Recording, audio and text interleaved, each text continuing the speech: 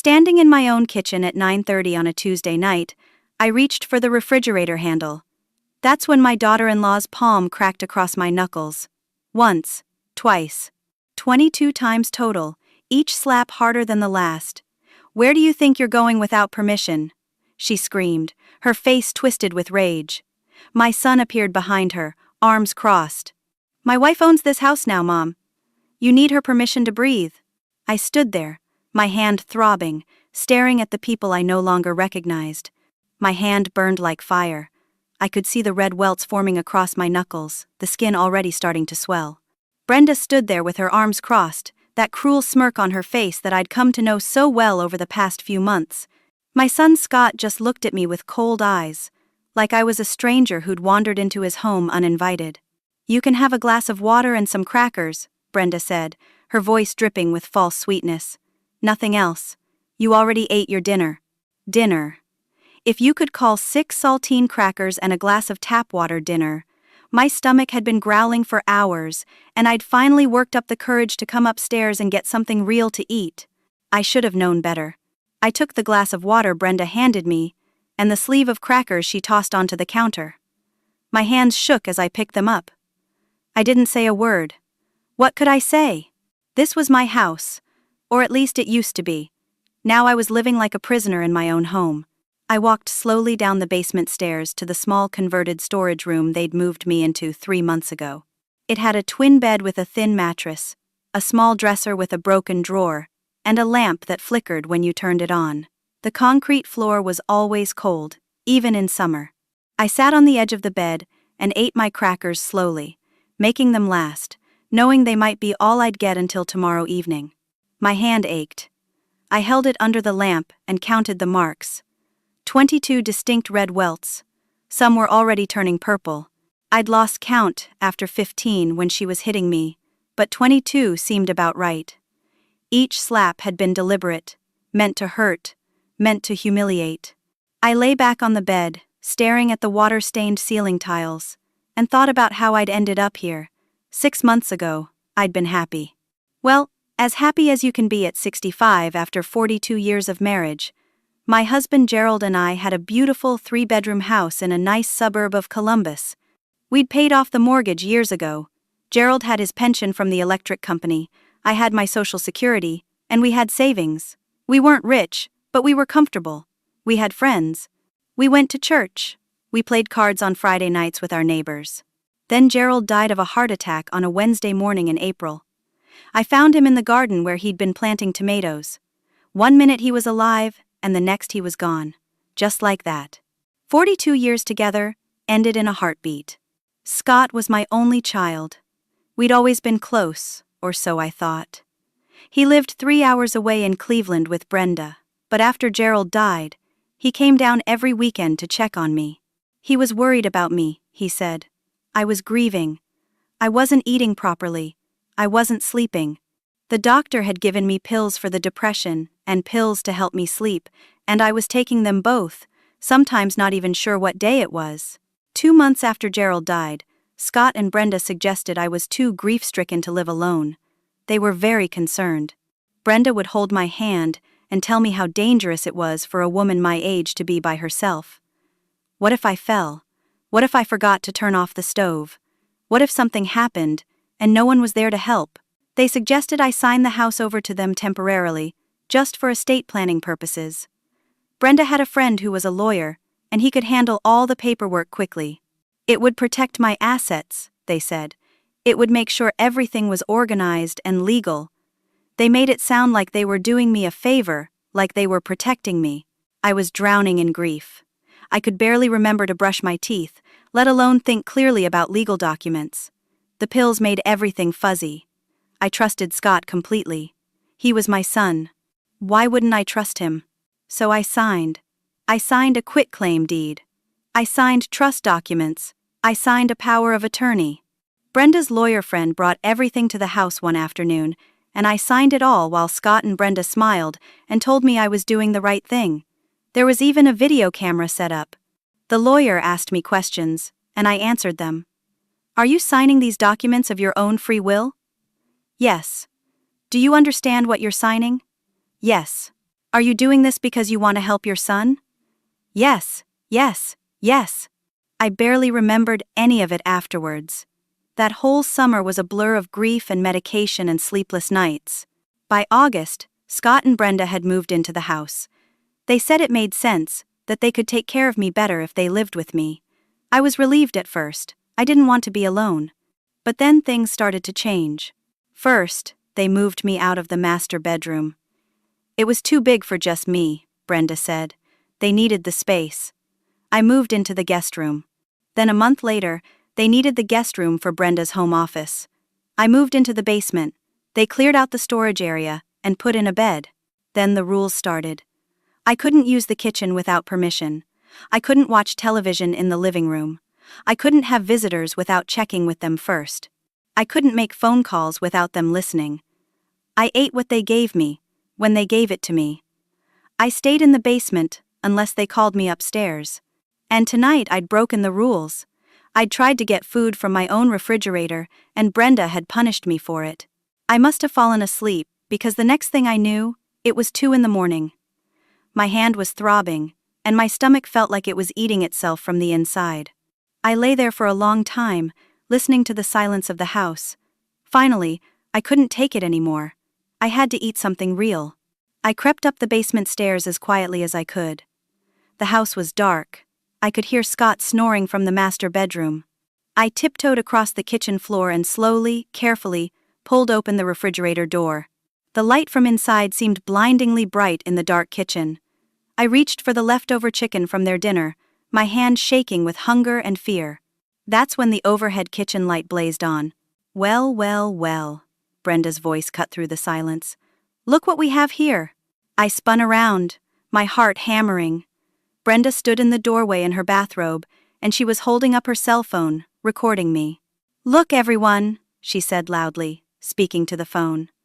The old woman is stealing food from my refrigerator in the middle of the night. Can you believe this? Scott appeared behind her, also holding up his phone, also recording. Mom, he said, shaking his head with fake disappointment. This is exactly what we've been talking about. You're confused. You're not thinking clearly. I'm hungry, I said, my voice barely a whisper. You only gave me crackers. We gave you a full dinner at 6 o'clock, Brenda lied smoothly, still recording. Don't you remember? You ate a whole plate of food. Now you're down here at 2 a.m, confused, thinking you didn't eat. This is what we've been worried about. That's not true, I said, but even I could hear how weak my voice sounded. Look how disoriented she is, Scott said to his camera. Mom, what day is it? I hesitated. I honestly wasn't sure. Tuesday? Wednesday? The days all blended together in the basement. She doesn't even know what day it is, Brenda said triumphantly. This is serious, Scott. She's not well. She can't be trusted. They kept recording for another 5 minutes, asking me questions I couldn't answer clearly because I was so tired and medicated and scared. They made me look crazy. They made me look like exactly what they were claiming I was, a confused old woman who couldn't take care of herself. When they finally stopped recording, Brenda's smile disappeared. Her face went cold. We're just worried about you, Darcy, she said, and the way she said my name made my blood run cold. You're clearly not well. We might need to get you some help, professional help. The way she emphasized help made me understand. This wasn't about helping me at all. Scott stepped forward. Mom, Brenda and I have been talking.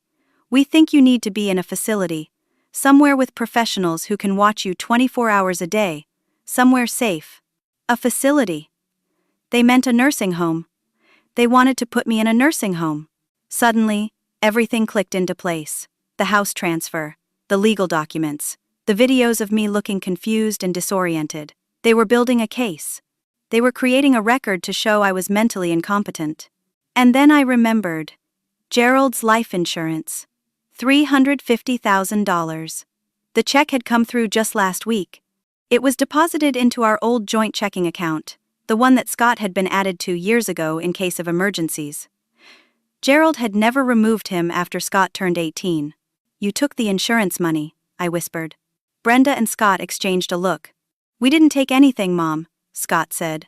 That money was in a joint account. It's being used to take care of you. Facilities are expensive. Brenda added sweetly. But don't worry, we'll make sure you're somewhere nice. I stood there in my own kitchen, in my own house that wasn't mine anymore, holding a piece of leftover chicken, staring at the two people who'd systematically destroyed my life. And I realized they'd been planning this all along. From the moment Gerald died, maybe even before, they'd been planning how to take everything from me. I barely slept the rest of that night. I lay on my thin mattress in the cold basement, my hand still aching from the slaps, my mind racing. They were going to put me in a home.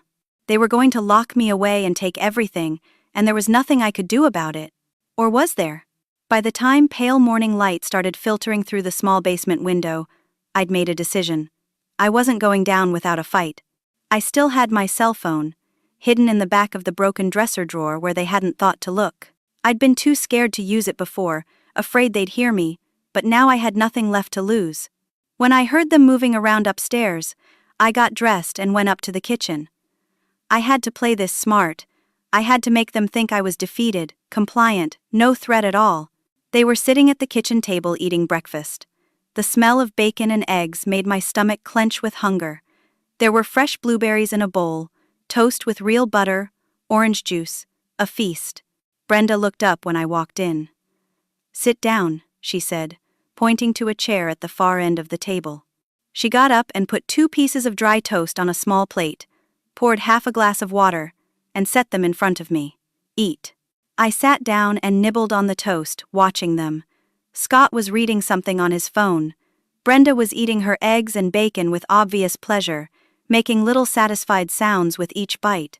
They were putting on a show, reminding me of my place. "May I use the bathroom?" I asked quietly. "Of course," Brenda said, waving her hand dismissively. "You don't need to ask for things like that, Darcy. We're not monsters." I walked to the hallway bathroom, but instead of going in, I quickly and quietly went down to the basement. My heart was pounding so hard I thought they'd hear it upstairs. I grabbed my phone from the dresser, checked that it was charged, and dialed a number I knew by heart. Gerald's brother Frank answered on the 3rd ring. "Darcy?" He sounded surprised. "I've been trying to reach you for weeks. Scott keeps telling me you're not well enough for calls."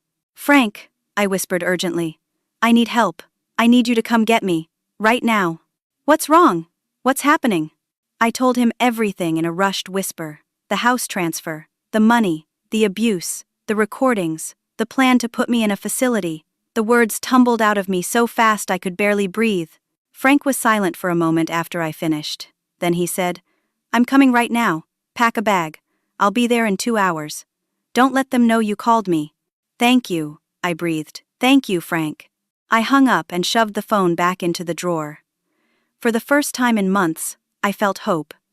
Frank would help me. Frank would get me out of here. He'd helped Gerald and me so many times over the years. He was a good man, a strong man. He wouldn't let them do this to me. I went back upstairs and used the bathroom, then returned to the kitchen. Brenda and Scott were still eating. I sat back down and finished my dry toast, and for the first time in months, I smiled. A real smile. Brenda noticed. Her eyes narrowed. "What are you smiling about, old woman?" I looked at her calmly.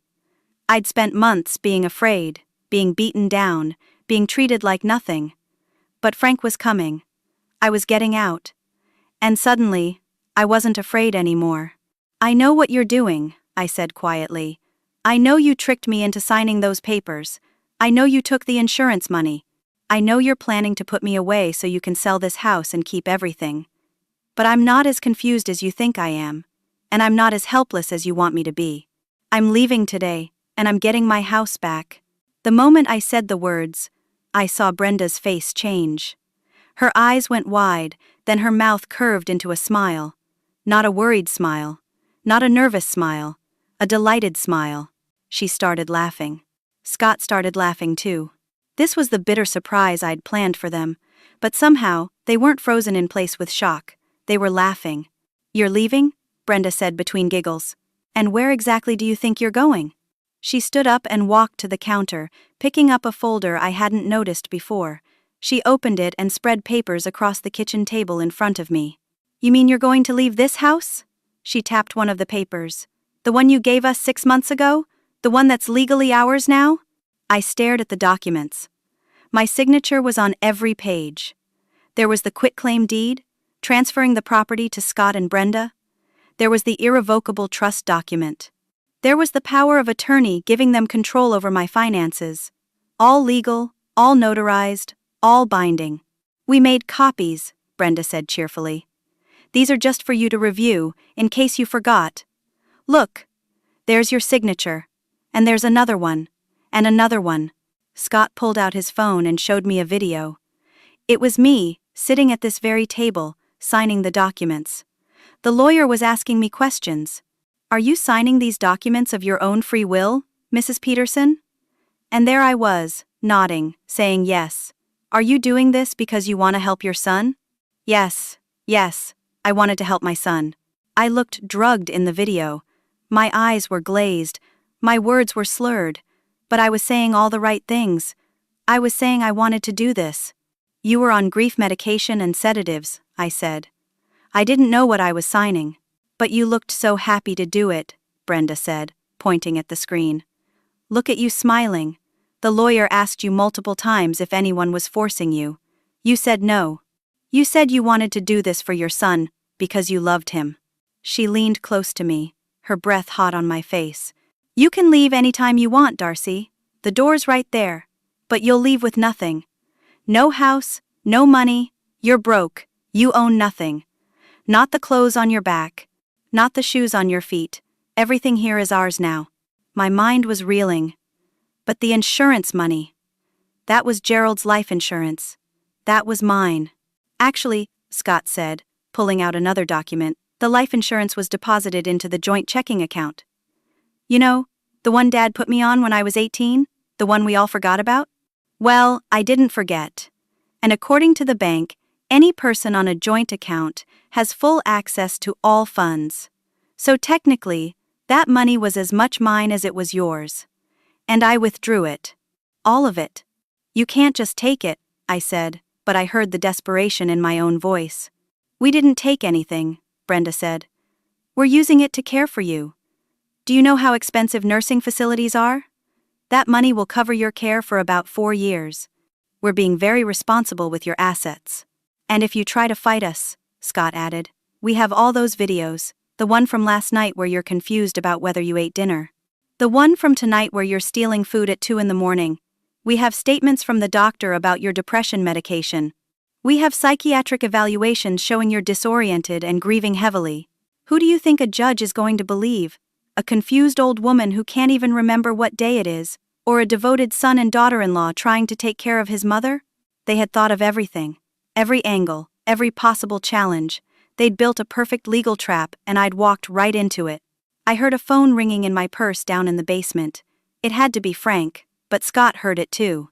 What was that? He said, standing up. Before I could move, he was heading for the basement stairs. I tried to get up, but Brenda grabbed my arm, squeezing hard enough to bruise. Sit down, she hissed. Scott came back up a minute later with my cell phone in his hand. He looked at the screen. Uncle Frank called, he said. 4 times in the last 10 minutes. He looked at me with such cold fury that I felt myself shrink back in my chair. You called Frank, didn't you? You stupid old woman. He threw the phone on the floor and stomped on it with his heel. It shattered into pieces. No phone privileges for you anymore, Mom. You're too confused to have a phone. You might call people and tell them crazy stories. Less than an hour later, there was a knock at the front door. Through the window, I could see Frank's truck in the driveway. Hope surged through me again. Frank was here. Frank would help. Scott went to the door. I tried to follow, but Brenda grabbed me again and shoved me back into a kitchen chair. You stay here and keep quiet, she said. Or I swear I'll make your life even more miserable than it already is. I could hear Scott talking to Frank at the front door, but Brenda had turned on the kitchen radio loud, drowning out most of the words. I caught pieces of their conversation. Scott's voice was calm, concerned, the perfect worried son. Uncle Frank, I'm so glad you came. I've been meaning to call you. Mom's been having some problems, delusions, confusion. The doctor thinks it might be early dementia. I want to see her, Frank said loudly. I don't think that's a good idea right now. She's very disoriented today. She called you with some crazy story, didn't she? About us stealing from her? Uncle Frank, we would never do that. She gave us the house willingly. We have all the legal documents. We're taking care of her. Let me see her, Frank demanded. I really don't think it's the right time. She needs rest. She needs her medication. Maybe in a few weeks, when she's more stable. I wanted to scream, to run to the door, to throw myself at Frank and beg him to take me away. But Brenda's hand was on my shoulder, her nails digging into my skin through my shirt. If you make a sound, she whispered in my ear, I will make sure you regret it. I heard Frank arguing, his voice getting louder. But Scott was calm, reasonable, sympathetic. He understood Frank was worried. He was worried too, but Mom wasn't well. She needed professional care. They were doing their best, but it was hard. So hard. Finally, I heard Frank say, I'm calling Adult Protective Services. Someone needs to check on her. That's a great idea, Scott said. We'd welcome that. We have nothing to hide. We're just trying to do what's best for Mom. The door closed. Through the window, I watched Frank's truck pull away. My last hope, driving away. Brenda released my shoulder and walked to the window, watching Frank leave. Then she turned to me with a smile that made my skin crawl. That was stupid, Darcy. Really stupid. Now you'll see what happens when you try to get help. She pulled out her phone and made a call. Hi, yes, I need to speak to someone about my mother-in-law. She's been having some very troubling behaviors. Yes, I'll hold. I sat at the kitchen table and felt all the hope drain out of me. They'd beaten me again. Frank believed Scott. And even if Adult Protective Services came, what would they find? A clean house. A well-stocked kitchen. Legal documents. Videos of me looking confused. A devoted couple taking care of a difficult, mentally declining relative. I had nothing. I was nothing. That night, I lay in the basement and cried until I had no tears left. 2 days later, Adult Protective Services showed up at 10 in the morning. I'd been rehearsing what I'd say, how I'd explain everything calmly and clearly so they'd believe me. This was my chance.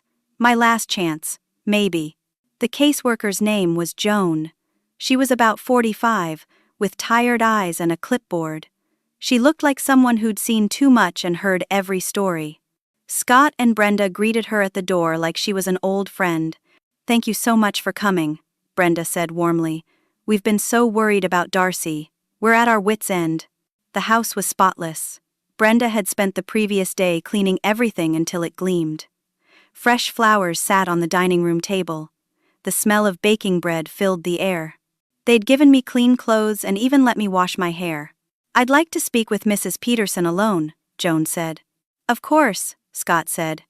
We want you to get the full picture. Mom's in the living room. I sat on the couch, my hands folded in my lap. Joan sat across from me in Gerald's old recliner. It hurt to see a stranger sitting in his chair. Mrs. Peterson, I'm Joan Chen from Adult Protective Services. I'm here because we received a call expressing concern about your welfare. How are you doing today? I'm not doing well at all, I said. I'd practice this. Stay calm, be clear. Don't sound hysterical. My son and his wife have taken my house from me. They took my late husband's life insurance money. They keep me in the basement and barely feed me. They hit me. Look at my hand. I held up my hand. The bruises from Brenda's slaps had faded to a yellowish green, but they were still visible. Joan leaned forward to look. Before she could say anything, Brenda appeared in the doorway. Oh, those bruises, she said, her voice full of concern. Joan, may I show you something? She had her phone out. She played a video. It was me in the kitchen, reaching for the refrigerator. But the video had been edited. It showed me grabbing items roughly, throwing food around, acting frantic and violent. Then it showed Brenda gently trying to calm me down, and me hitting at her hands. She becomes very agitated around food, Brenda explained sadly. The doctor thinks it might be related to her anxiety about Gerald's death. She hoards food in her room. We found moldy sandwiches under her bed. I was trying to stop her from taking more food she wouldn't eat, and she started hitting me. I had to defend myself. That's not what happened, I said, but I could hear how weak I sounded. Mrs. Peterson, Joan said gently, your son and daughter-in-law say you signed the house over to them 6 months ago. Is that correct? I did, but I was on medication. I was grieving.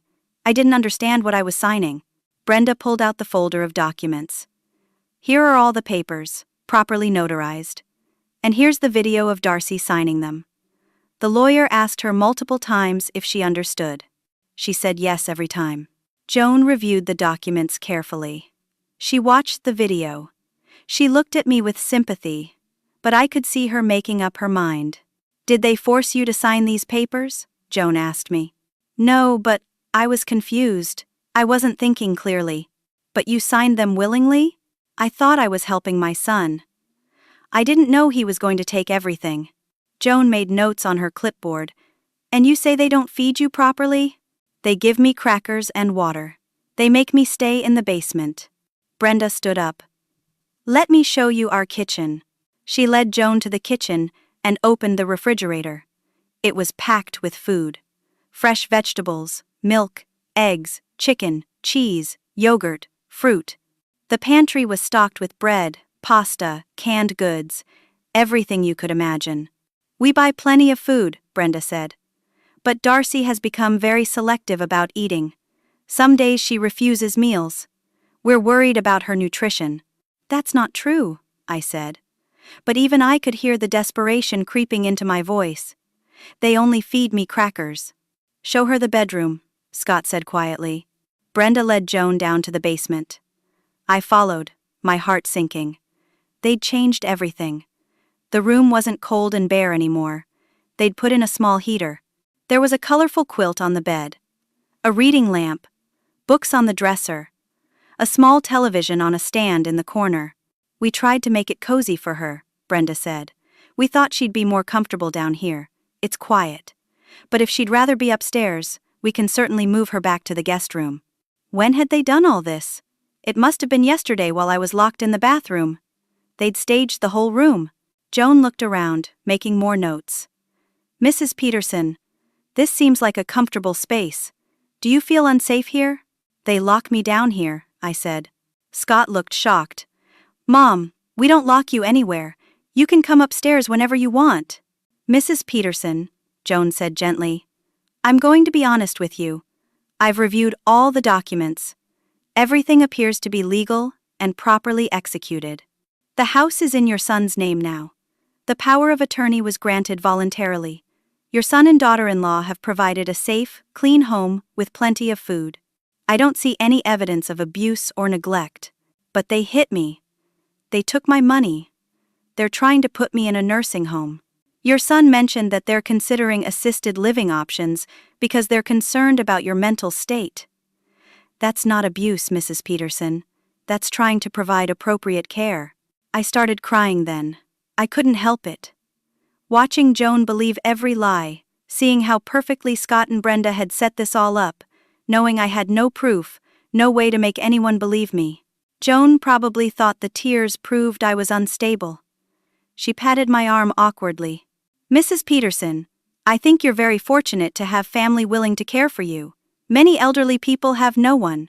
Your son and daughter-in-law seem very devoted. After Joan left, after she closed the case, after she drove away satisfied that everything was fine, Scott and Brenda came down to the basement. They were both smiling. Strike two, Darcy, Brenda said. One more try and you're out. That evening, they made me sit at the kitchen table. They had new papers spread out in front of me. Sign these, Mom, Scott said. We're putting you in Shady Pines Care Facility. I won't, I said. I'm not signing anything else. Brenda pulled out more documents. These are your medical records from Dr. Halstead. They show you're on antidepressants and sleeping pills. They show you're grieving and disoriented. And this, she pulled out another paper, is a psychiatric evaluation from Dr. Morgan. You remember Dr. Morgan, don't you? Scott took you to see him 3 months ago. I barely remembered. It had been during the worst of my grief, when I could barely get out of bed. The doctor had asked me questions I'd answered honestly. I was sad, I couldn't sleep. I couldn't concentrate. I thought about Gerald constantly. The evaluation says you're suffering from severe depression with possible cognitive decline. It recommends supervised care.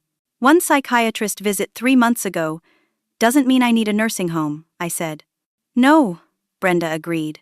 But that, plus the legal documents giving us power of attorney, plus the videos of you acting confused and violent, plus the APS report saying we're providing good care but you're difficult and unstable, plus a judge who sees an elderly woman who clearly needs help, equals a court order putting you in supervised care. Sign willingly, Scott said, or we'll have you committed involuntarily. Your choice, Mom. But either way, you're going to Shady Pines. I looked at my son. I tried to find some trace of the boy I'd raised, the man I thought he'd become, but there was nothing there except cold calculation. I signed the papers with shaking hands. What choice did I have? Good girl, Brenda said, patting my head like I was a dog. You're moving to Shady Pines in 1 week. I'm sure you'll love it there. That night, I waited until the house was quiet. Then I snuck upstairs and out the back door. I didn't have a phone or money, but I had to try one more time. I had to get help. I walked 3 miles in the October cold, wearing just a thin sweater. My feet hurt in my old slippers, but I kept walking until I reached Martha's house. Martha had been my friend for 20 years. She'd know something was wrong. She'd help me. I knocked on her door at 2 in the morning. Martha answered in her bathrobe, her white hair in curlers. Darcy? She looked shocked. What on earth are you doing here? I poured out everything. The whole story came tumbling out between sobs. The house, the money, the abuse, the nursing home. Martha stood in her doorway, listening. But instead of inviting me in, instead of calling the police, Martha looked uncomfortable. Darcy, honey, she said slowly. Scott and Brenda came to see me last week. My heart sank. They told me you've been having problems, confusion, paranoia. They said you might come here and tell me strange stories. They seemed really worried about you. Martha, please. I'm not crazy. They're lying. They said you might say that too. Martha reached for her phone. Darcy, I think you need help. Real help. Maybe this nursing home they mentioned isn't such a bad idea. No, please don't call them. But Martha was already dialing. Scott? It's Martha Henderson. Your mother's here. Yes, she walked here. She's saying some very troubling things. I think you should come get her. Within 15 minutes, Scott's car pulled up. He and Brenda got out, both in pajamas, both looking like exhausted, worried caregivers. Mom, Scott said, wrapping a blanket around my shoulders. You scared us half to death. You can't just wander off in the middle of the night. I'm so sorry, Brenda said to Martha. She's been doing this lately, wandering. The doctor says it's part of her condition. You poor things, Martha said, shaking her head. Taking care of an elderly parent is such a burden. They led me to the car. I didn't fight. What was the point? They'd poisoned all my relationships. They'd destroyed any credibility I had. No one would ever believe me. In the car, Brenda turned around from the front seat and smiled at me. Every time you try to run, Darcy, we'll make your life worse. 1 week until Shady Pines. I suggest you spend it being very, very quiet. 1 week later, Scott drove me to Shady Pines nursing facility. Brenda came too, sitting in the passenger seat, occasionally turning around to smile at me. I sat in the back with a small suitcase, containing the few clothes they'd let me keep. Shady Pines was on the edge of town, a long, low building that might have been painted white once, but now looked gray and dingy. The parking lot had weeds growing through cracks in the asphalt. Through the windows, I could see people in wheelchairs lined up in a hallway, staring at nothing. Here we are, Brenda said cheerfully. Your new home. Inside, the smell hit me first. Antiseptic trying to cover up the smell of urine and decay and old age. The fluorescent lights hummed and flickered. An old man in a wheelchair near the entrance was crying, reaching out his hand to everyone who passed, saying help me over and over. Nobody stopped. The administrator, a tired-looking woman named Mrs. Walsh, greeted us with a practiced smile. Scott had already filled out all the paperwork and paid the first month's fees using my money, the insurance money he'd stolen. We'll take good care of your mother, Mrs. Walsh assured him. We have excellent staff and round-the-clock care. They led me down a long hallway to a room on the second floor. The room had 4 beds. 3 were already occupied. My roommates were all very old women. One was asleep, snoring wetly. One was muttering to herself, picking at her blanket. The third was Helen, who Mrs. Walsh introduced cheerfully. Helen just stared at me with vacant eyes. Helen has dementia, Mrs. Walsh explained unnecessarily. But she's very sweet. You'll get along fine. My bed was by the window, which looked out on the parking lot. There was a small dresser for my things. That was it. That was my entire world now. Scott and Brenda left quickly. Scott kissed my forehead and said, "Bye, Mom. We'll visit soon." We all knew they wouldn't. That first night, Helen screamed. She screamed for 3 hours straight, a wordless wail that made my skin crawl. The nurses came eventually and gave her something to calm her down, but by then it was almost morning. None of us had slept. The next day established the routine that would define my life for the next 3 months. Breakfast at 7, delivered on a tray, cold oatmeal, weak coffee, toast. Then nothing to do but sit in the day room with the other residents, watching television we couldn't hear over the moaning and muttering. Lunch at noon, more sitting. Dinner at 5. Medications at 8. Bed. I tried to tell the nurses my situation. Every nurse who came by, I'd try to explain. But Scott had briefed them. My mother has paranoid delusions about her family. She'll tell you we stole from her. None of it is true. She has documentation of her mental state in her file. The nurses would nod sympathetically and then give me my pills. Anti-anxiety medication, antidepressants, something to help me sleep. I took them at first because I didn't know I could refuse. They made everything fuzzy and distant. Days blended into each other. I lost track of time. Was it Tuesday or Saturday? October or November? I couldn't remember. I stopped eating much. What was the point? I stopped talking. What was the point? I sat by the window and stared at the parking lot and waited to die. But then, after I'd been there about 2 weeks, a young nursing assistant noticed me. Her name was Claire, and she was maybe 26 years old, with kind eyes and a gentle voice. "You're different from the others," she said one evening when she came to check on our room. "You're not confused, you're just sad." Something in her voice, the way she really looked at me instead of through me, made me start crying. And once I started, I couldn't stop. She sat on the edge of my bed and held my hand while I cried. Over the next few days, I told Claire my whole story. Everything. She listened without judging, without dismissing me as crazy. "My grandmother went through something similar," she finally said. "My aunt convinced her to sign over her house. By the time my dad realized what was happening, it was too late. Grandma died in a facility just like this one, alone and broke." "I'm so sorry, Darcy. This happens more than people know." "There's nothing I can do," I said. "I've tried everything." "There might be something," Claire said thoughtfully. "Have you talked to a lawyer? A real one, I mean. Not your son's friend." "I don't have money for a lawyer. Some lawyers take elder abuse cases pro bono. Let me help you." 2 days later, Claire smuggled in her cell phone during her shift. She stayed with me in the bathroom while I called the number she'd found for me. An elder law attorney named Patricia Brennan. I explained everything to Patricia in a rush, terrified someone would hear me.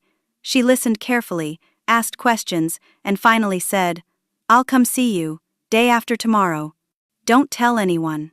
For the first time since entering Shady Pines, I felt hope. Patricia came on a Thursday afternoon. She was a no-nonsense woman in her 50s with short gray hair and sharp eyes. She posed as my niece to get past the front desk. We sat in a small visiting room, and I told her everything again, slower this time, with all the details. She took notes. She asked for names, dates, documents. I told her everything I could remember. Then she took copies of some documents I'd managed to keep hidden in my suitcase. "I'll look into this," she said. "Give me a few days." Those few days felt like years. I watched the door constantly, jumping every time someone walked by, hoping it was Patricia returning with good news. She came back exactly 1 week later. But the moment I saw her face, I knew. "Mrs. Peterson," she said gently, sitting across from me. "I'm so sorry." She spread the documents on the table between us. Everything they did was technically legal. The quitclaim deed was properly executed and notarized. The power of attorney was valid at the time you signed it.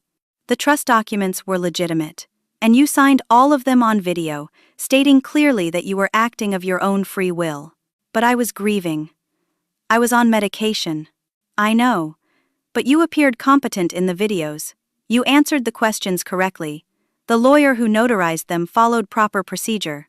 Even though you were medicated and grieving, you met the legal standard of capacity. What about the life insurance? The money was in a joint account. Legally, your son had every right to withdraw it. Morally wrong, yes. But legal, so there's nothing I can do? Patricia sighed. You could try to sue. You could argue undue influence, that they took advantage of your grief. But it would be a very difficult case. It would cost tens of thousands of dollars in legal fees. The case could take years. And honestly, with the evidence they have, videos of you looking confused, psychiatric evaluations, your current placement in a facility, it would be very hard to win. Can you help me? Pro bono. She looked genuinely pained. I wish I could. I really do. But my firm has a policy. We can't take cases like this pro bono. We'd need a retainer of at least $15,000 to start. Money I didn't have. Money I'd never have. They were very careful, Patricia continued. They knew exactly what they were doing. They covered every legal angle. I'm so sorry, Mrs. Peterson. I wish I had better news. After Patricia left, I sat in that visiting room for a long time.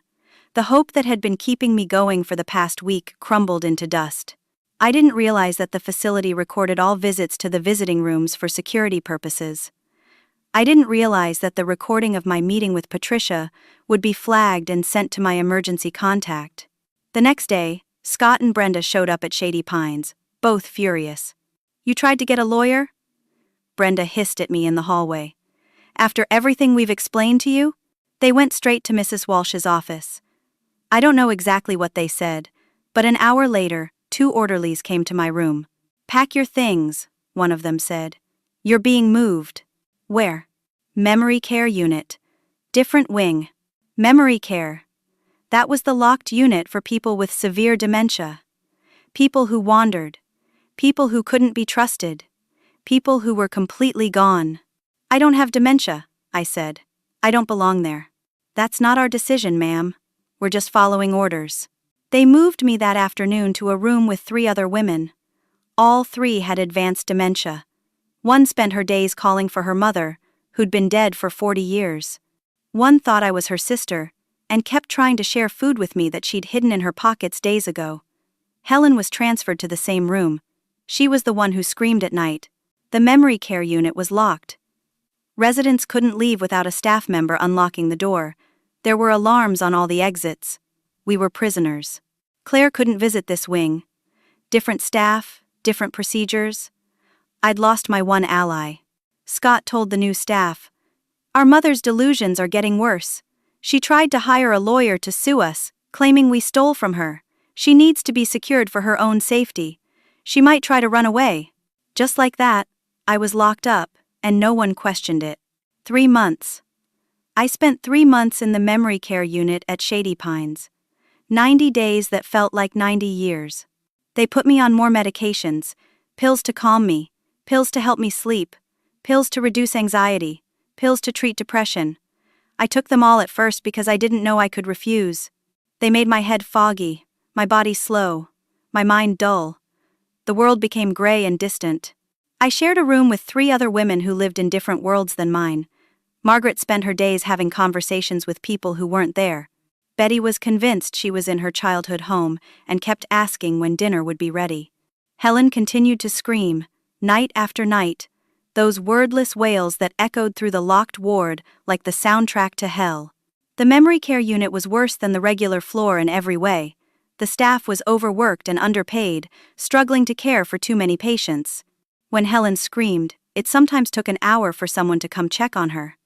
When Margaret fell out of bed, she lay on the floor for 20 minutes before anyone noticed. When Betty soiled herself, she sometimes sat in it for half an hour before someone came to clean her up. I tried to help them.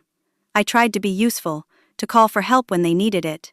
But every time I pushed the call button or raised my voice, a nurse would come in and say, "Darcy, you need to calm down. You're getting agitated. Let us do our jobs." and then they'd give me more pills. My health declined. The stress, the medications, the terrible food, the lack of sunlight and exercise, all of it took a toll. I lost 30 pounds. My hair went completely gray. My hands developed a tremor that never went away. I looked in the mirror one day and saw an old woman I didn't recognize. Hollow cheeks, dull eyes, skin like paper. I looked like I was 80 years old, not 65. I stopped sleeping, even with the pills. I'd lie awake at night, listening to Helen scream, and Margaret mumble, and Betty cry, and I'd think about Gerald. How he'd died in the garden, not knowing what would happen to me. How he'd worked his whole life to give us a good home, a secure future, and I'd let it all be stolen. How disappointed he'd be if he could see me now. I thought about dying. A lot. I thought about ways to do it. I could stop eating. I could save up my pills and take them all at once. I could wait for the rare moments when the unit door was unlocked and just walk out into traffic. But I was too much of a coward to actually do it, so I just lay there, night after night, wishing I was dead but too scared to make it happen. Uncle Frank tried to visit twice more, but both times Scott had him turned away at the front desk. He was on the restricted visitors list, they told him. For the patient's own good. Frank called the facility, called lawyers, called everyone he could think of, but he had no legal standing. He wasn't family. Scott was family. Scott had power of attorney. Scott made the decisions. The facility doctor, a man named Dr. Ramirez who visited once a month and saw patients for maybe 5 minutes each, wanted to increase my medications. I was exhibiting signs of worsening depression, he noted in my chart. I was losing weight. I was uncommunicative. Clearly my condition was deteriorating. Mrs. Walsh called Scott to discuss my decline. I know because she mentioned it to one of the nurses within my hearing. Her son is very concerned, Mrs. Walsh said. He wants to make sure she's comfortable. He's considering hospice care. Hospice. That meant end-of-life care. That meant they'd stop treating anything that happened to me. That meant they'd just keep me medicated and comfortable until I died. I was 65 years old, and they were planning my death. I stopped eating. Not as a suicide attempt, just because food tasted like ashes and swallowing felt like too much effort. They put me on supplement drinks, but I'd let them sit untouched until they were taken away. I stopped talking. What was the point? No one listened anyway. The staff thought I was demented. The other patients couldn't understand. I had nothing to say to anyone. I lay in my bed, staring at the ceiling, counting the water stains and cracks in the tiles. I'd find shapes in them. A dog, a tree, a face. Gerald's face. Sometimes, looking down at me. I thought about my life. 65 years.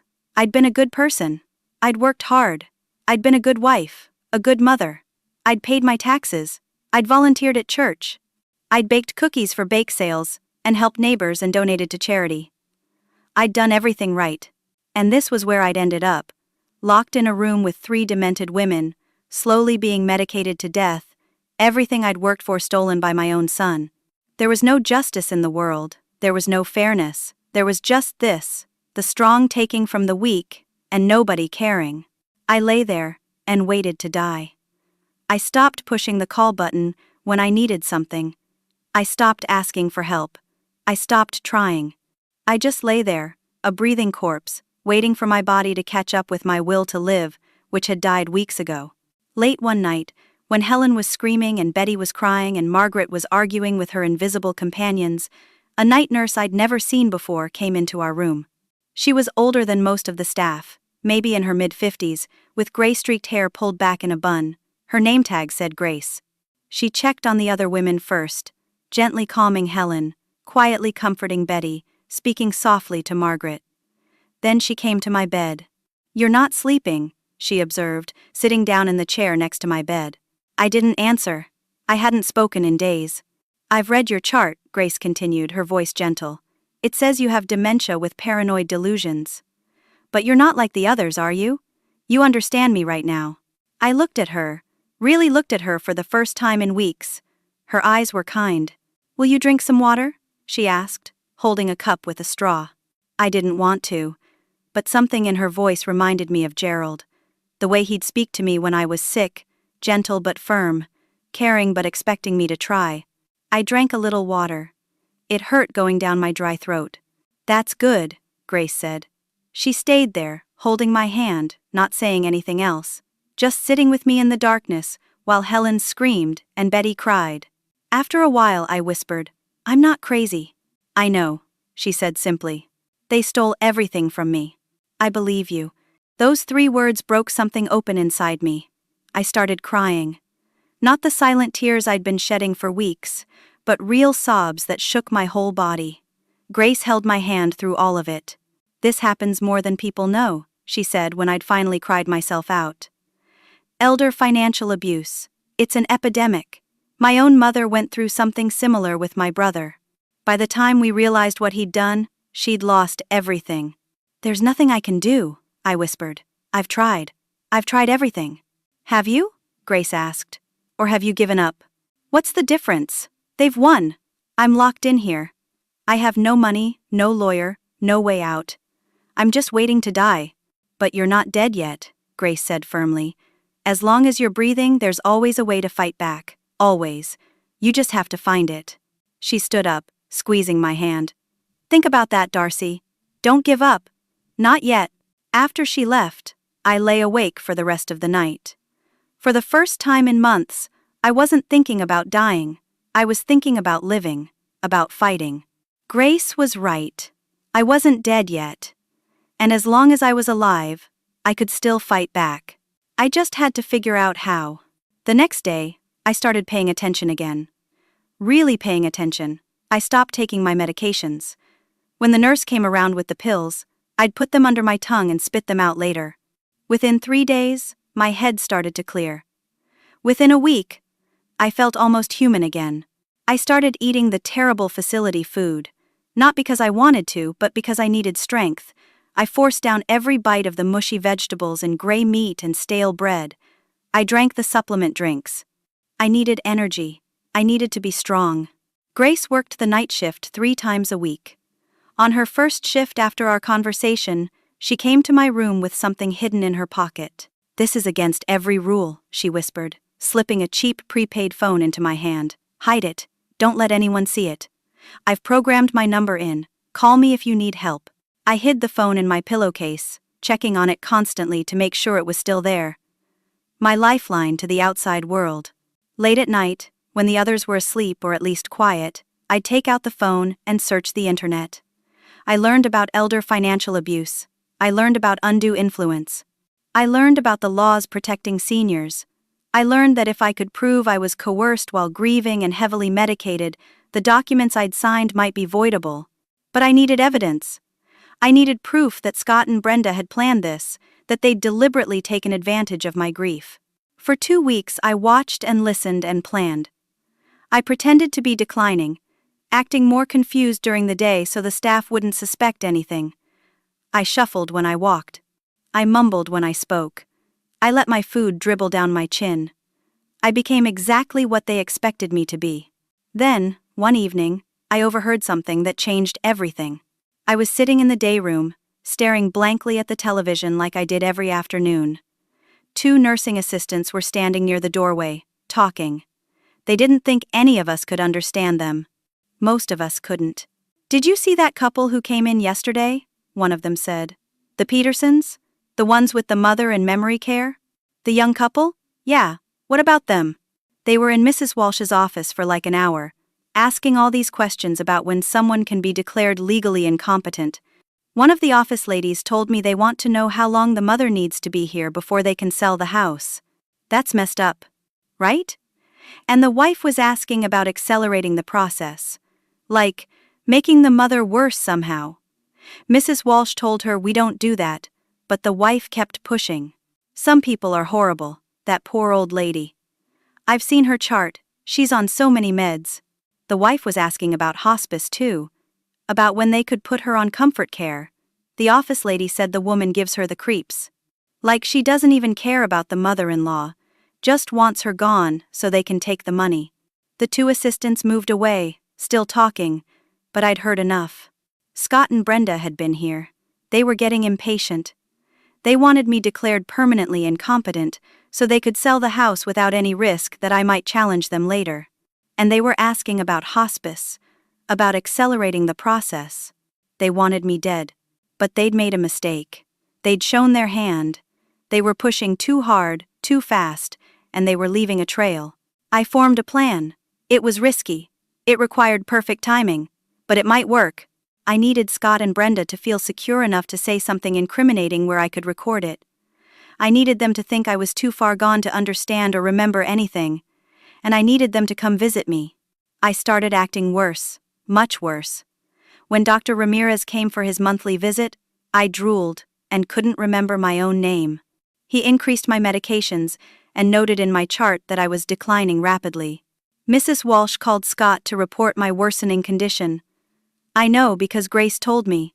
She'd seen the note in my file. 3 days later, Scott and Brenda came to visit. Their first visit in months. Mrs. Walsh led them to the day room where I was sitting. I'd prepared carefully for this. I looked as bad as I could manage. Unwashed hair, drool on my chin, vacant stare. I'd even wet myself a little so I'd smell bad. "Mom?" Scott said, sitting down next to me. I looked at him with empty eyes. Didn't react, just stared. "She's gotten much worse," Mrs. Walsh said quietly. "I'm afraid the dementia is progressing rapidly. Dr. Ramirez thinks she may only have a few months at this level of decline." Brenda looked at me with barely disguised satisfaction. "Can we have a few minutes alone with her?" "Of course. Take all the time you need." Mrs. Walsh left. Scott and Brenda sat across from me in the day room. There were other residents around, but they were all too far gone to understand anything. Background noise? I had the prepaid phone in the pocket of my cardigan, set to record. My finger was on the button. I pressed record. Brenda looked around to make sure no staff were nearby, then leaned forward. "How much longer do we have to keep her here? This place costs $2,000 a month. That's our money she's wasting." "The house is worth $600,000, Scott said, pulling out his phone and scrolling through something. "The insurance money is already spent. We need to sell the house soon, or we're going to have problems." "I still can't believe how easy it was," Brenda laughed. "She signed everything without even reading it. Stupid old cow." "Mom always was too trusting," Scott agreed. "Dad's death was perfect timing, really. She was so out of it on those pills. She would have signed anything."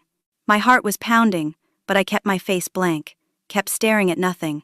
"That lawyer friend of mine is a genius," Brenda continued, "making everything legal so she can't fight it. Even if she tried, even if she got a lawyer somehow, there's nothing they could do."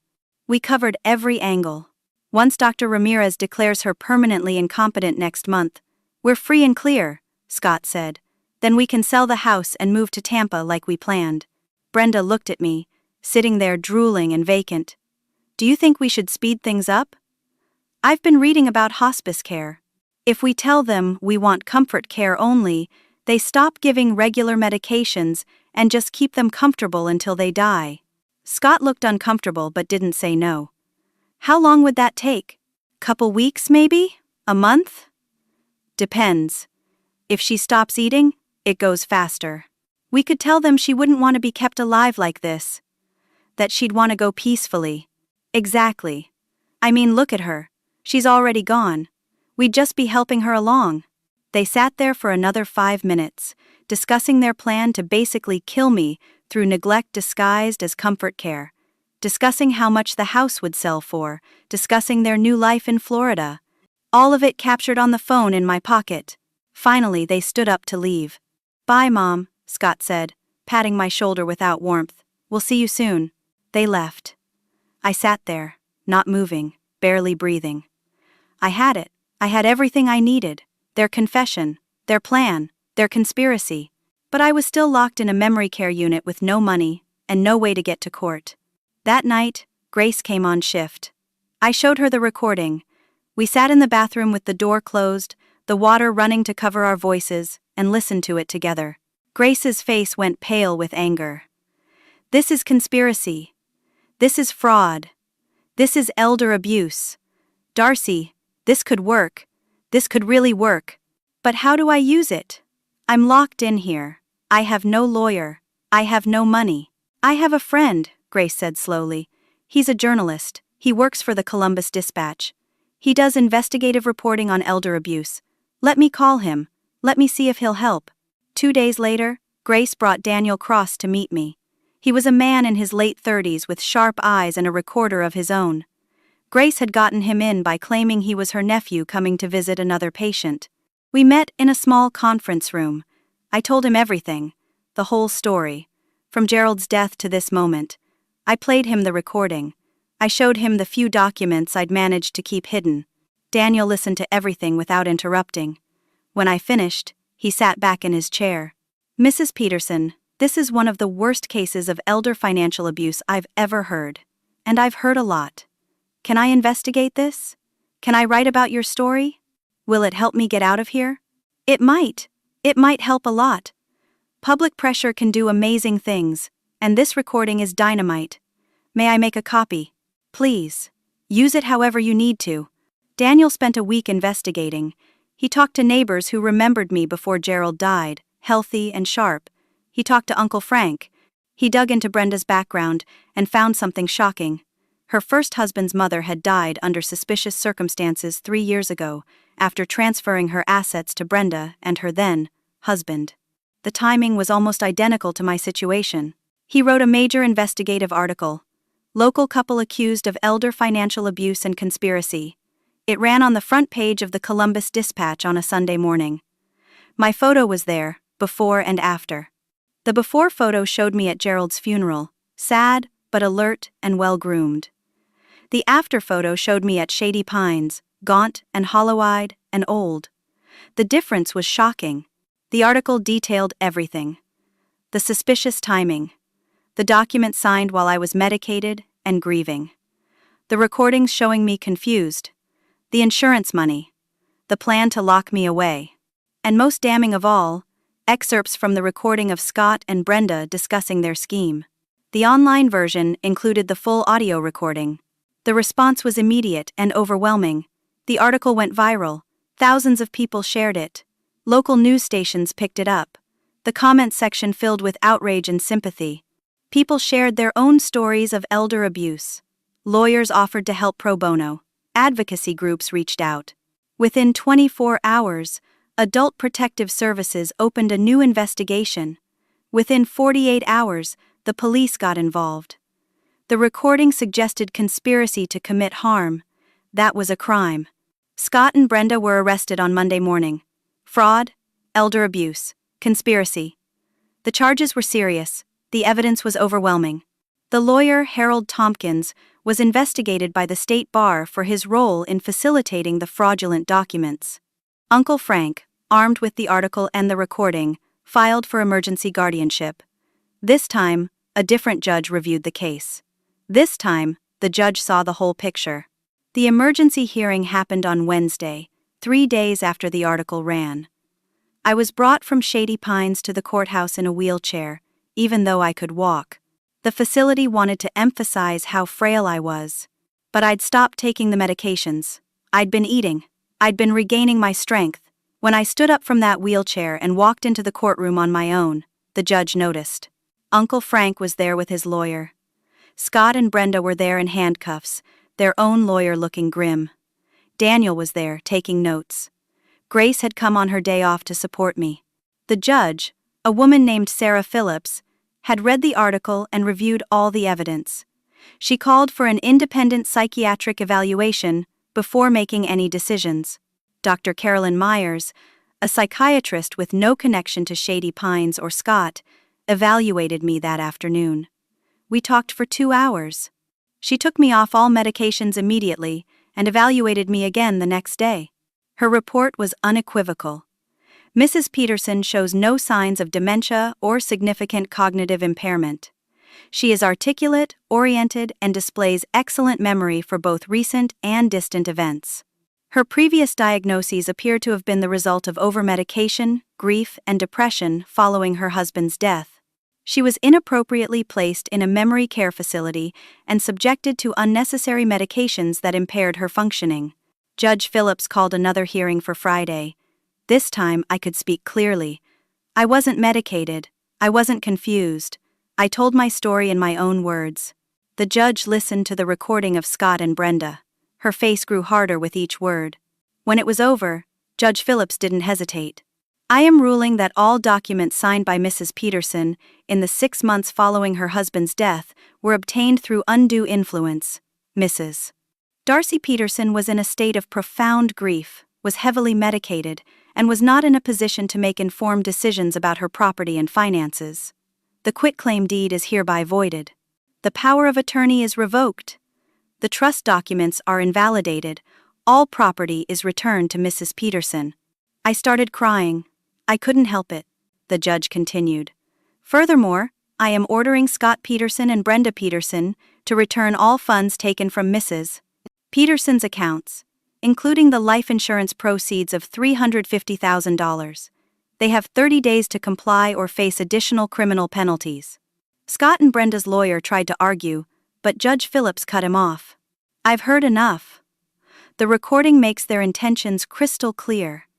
They deliberately exploited a grieving widow. They systematically isolated her. They had her placed in an inappropriate facility. And they discussed withholding care to hasten her death. I am appalled. This case will be referred to the district attorney for additional criminal prosecution. Uncle Frank was granted temporary guardianship, just until I could get back on my feet. But I was competent. I was free. I was released from Shady Pines that afternoon. Uncle Frank took me home. My home. The house I'd lived in with Gerald for 40 years. The house I thought I'd never see again. Walking through the front door felt like being resurrected. Scott and Brenda had changed things. New furniture, different paint, their belongings everywhere. But it was still my house, my kitchen, my living room, my bedroom. I stood in the middle of the living room and cried. Uncle Frank hugged me and cried too. Over the next few weeks, things moved quickly. Scott and Brenda tried to run, but they were caught at the airport trying to board a flight to Mexico. They were brought back and jailed. They couldn't make bail because they'd spent all the money. They pleaded guilty to avoid trial. The evidence was too overwhelming. They were sentenced to 5 years in prison for elder abuse, fraud, and conspiracy. They were ordered to pay full restitution. They'd spent most of the insurance money, but they still had some assets, their car, their savings, jewelry Brenda had bought. It all went to repaying me. It wasn't the full amount, but it was something. Harold Tompkins, Brenda's lawyer friend, was disbarred. He'd known what he was doing. He'd helped them commit fraud. I got my money back. Not all of it, but enough. I got my house back. I got my life back. But I'd lost 8 months. 8 months of hell. 8 months I'd never get back. Martha came to see me, crying and apologizing. She'd believed Scott's lies. She felt terrible. I forgave her. What choice did I have? She'd been fooled like everyone else. My other friends came back too, one by one. They'd all been told I was mentally ill. They were shocked when they learned the truth. I had my life back, but I was different. Weaker physically, though I was gaining weight and strength every day, but stronger mentally. Harder. I'd been to hell and back. I'd survived. 3 months after leaving Shady Pines, I went back there. Not as a resident, as a visitor. I went to thank Grace and Claire, the 2 women who'd risked their jobs to help me. Grace hugged me tight. I knew you could do it, she whispered. I knew you'd fight back. I also went to see some of the residents. Helen was still there, still screaming. Margaret was still talking to people who weren't there. Betty was still confused about where she was. I visited them once a week after that, bringing cookies, sitting with them, making sure someone remembered they were human. I started volunteering with an elder abuse advocacy group. I used my story to help others. I spoke at senior centers and community groups. I trained social workers and APS investigators. I helped other families recognize the warning signs. I couldn't save the months I'd lost, but I could use what happened to me to protect others. Daniel wrote a follow-up article 6 months later about my recovery and my advocacy work. It was titled, From Victim to Victor: One Woman's Fight Against Elder Abuse. That article helped too. More people learned about the epidemic of financial exploitation targeting seniors. Uncle Frank stayed close. He visited every week. He'd failed me once when he believed Scott's lies. He wouldn't fail me again. I rebuilt my life slowly. I joined a grief support group for widows. I reconnected with my church. I made new friends. I learned to live alone without being lonely. One morning, about a year after getting out of Shady Pines, I woke up in my own bed, in my own house, and realized I felt happy. Not the carefree happiness of before Gerald died. A harder, more earned happiness. The happiness of someone who'd fought for their life and won. I got up and went to the kitchen. I stood in front of the refrigerator for a moment, remembering the night Brenda had slapped my hand 22 times, remembering how small and powerless I'd felt. Then I opened the refrigerator and made myself a big breakfast. Eggs, bacon, toast with butter, fresh fruit, coffee. I sat at my kitchen table and ate slowly, savoring every bite. No one would ever take this from me again. No one would ever make me feel powerless again. No one would ever lock me away again. I'd learned something important through all of this. Being old doesn't mean being powerless. It means being wise enough to wait for the right moment to strike back. And when that moment comes, you take it with everything you have. I got my life back. I got justice. And I sleep soundly in my own bed, in my own house, every single night. That's the sweetest victory of all. I think about Gerald sometimes, wondering if he knows what happened, wondering if he's proud of how I fought back. I like to think he is. I'm 66 years old now. I've been through hell. I've been broken down and built back up. I've lost everything and won it back. And I'm not done yet. Not by a long shot. Every time I open my refrigerator, every time I walk through my house, every time I help another elder abuse victim find their voice, I remember. I remember what they tried to do to me. I remember how I fought back. I remember that I won. And that makes everything worth it. Now I want to hear from you. Have you or someone you know ever experienced financial abuse by family members? How did you handle it? What advice would you have for someone facing a similar situation? Please share your thoughts and experiences in the comments below. Your story might help someone else who's going through this right now. If this story touched you, please give it a like and subscribe to hear more stories about overcoming adversity and fighting for justice. Share this video with anyone who might need to hear it. Together, we can raise awareness about elder abuse and help protect our most vulnerable community members. Thank you for listening to my story. Remember, as long as you're breathing, there's always hope. Never give up. Never stop fighting for what's right. And always, always believe in your own strength. Take care of yourselves and each other.